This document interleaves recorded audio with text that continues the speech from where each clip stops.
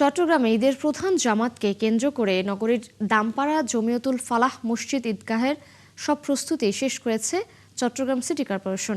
বুধবার জমিয়তুল ফালাহ মসজিদ ঈদগাহ পরিদর্শন করেন city mayor doctor Shahadat Hossain.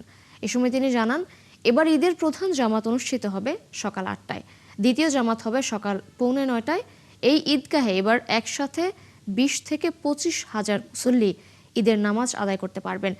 Mayor বলেন, মুসল্লিরা যাতে স্বাচ্ছন্দ্যে ঈদগাহে প্রবেশ করতে পারেন সেজন্য বিকল্প একটি গেট সহ 3টি গেট খোলা থাকবে। বিশৃঙ্খলা এড়াতে ঈদগাহের নানা জায়গায় একাধিক সিসিটিভি ক্যামেরা বসানো হয়েছে।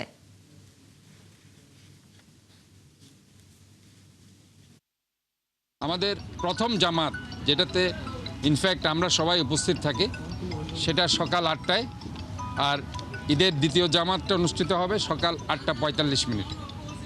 কাজে আমি সবাইকে এ ব্যাপারে আবারও ইনফর্ম করতে চাই যে আমাদের প্রথম ঈদের জামাত হবে সকাল ৮টায় এবং দ্বিতীয় ঈদের জামাত সকাল 8:45।